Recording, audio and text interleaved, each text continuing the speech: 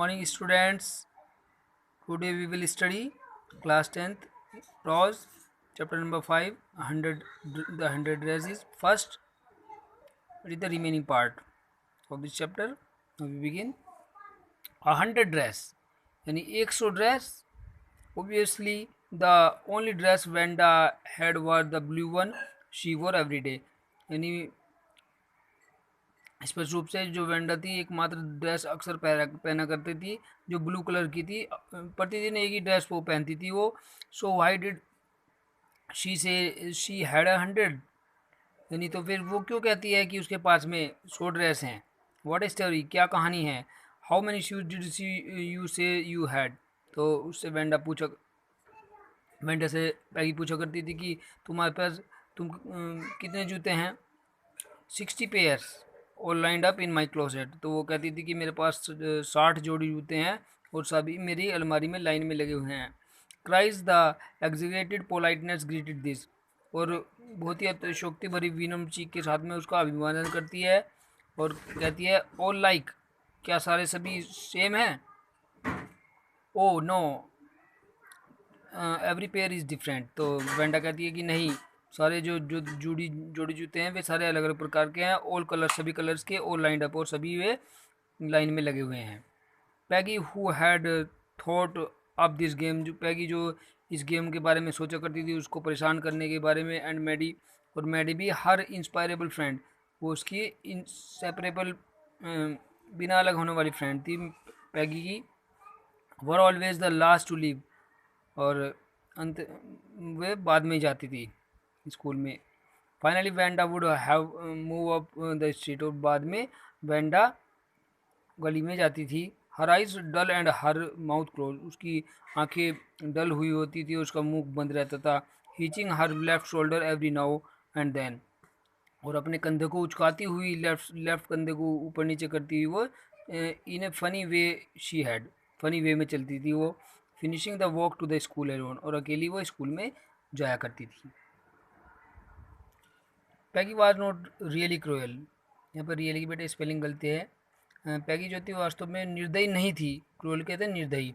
C protected small children from bullies. Bully कहते हैं जो परेशान करने वाले बच्चे होते हैं, दबंग बच्चे होते हैं नहीं, तो हमेशा वो छोटे बच्चों को उन दबंग बच्चों से बचाया भी करती थी. And she cried for hours. और वो घंटों तक चिल्लाती रहती थी. इफ़ शी सा एन एनिमल मिसट्रीटेड. अगर कोई जानवर, किसी जानवर को कोई परेशान करता था, मिसबिहेव करता था, तो उसको वो बहुत चिल्लाती थी.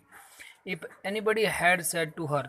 अगर उससे कोई कहता था कि don't you think that is a cruel way to treat Wanda, कि तुम जो वेंडा को ट्रीट करती हो क्रूल, बहुत ही निर्दयी तरीके से, क्या ये है अच्छा है. She would have been very surprise. तो इस बात से वो बहुत ज़्यादा सरप्राइज हो जाती थी. कहती थी कि क्रूअल, कि किसमें क्या निर्दयी की बात है, क्रूअलनेस की क्या बात है.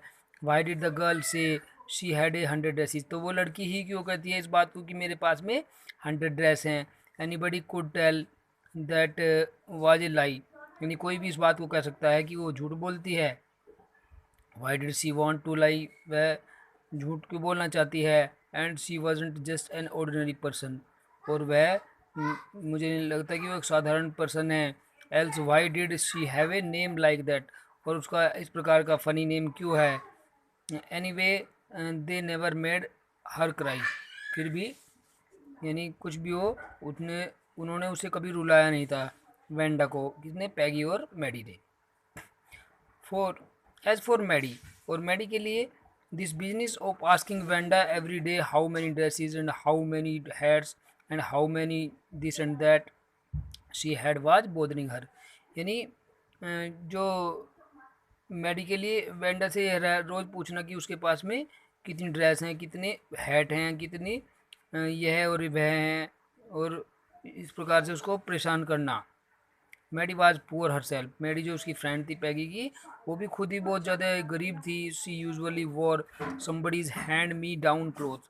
यानी वह भी अक्सर दूसरे बच्चों के या किसी व्यक्तियों के दिए हुए कपड़े पहना करती थी. Thanks goodness. यानी प्रभु की बहुत ज़्यादा शुक्र है कि she did not live up on Boggin Heights. की वह बोगिन हाइट से नहीं आती थी, वहाँ पर नहीं रहती थी. और हैव ए फ़नी नेम. उसका नेम भी कोई फ़नी नेम नहीं था. Sometime when Peggy was asking Wanda those questions in that mocking polite voice, कभी कभी जब पैगी वेंडा से कुछ क्वेश्चन पूछती थी हंसते हुए पोलाइट वे में, तो क्या होता था, मैडी फेल्ट एम्ब्रेस्ड, एम्ब्रेस कहते हैं शर्मिंदा होना। तो मैडी जो थी वो बहुत ज़्यादा शर्मिंदगी महसूस करती थी। And studied the marbles in the palm of her hand, palm means हथेली, और जो अपने हथेली में वो कंचे लिए रखती थी, मार्बल कहते हैं कंचे, तो उनका वो उनको ध्यान से देखा करती थी, उसको हिलाती रहती, रोलिंग द राउंड, और उनको गोल गोल घुमाती रहती थी हाथ में ही।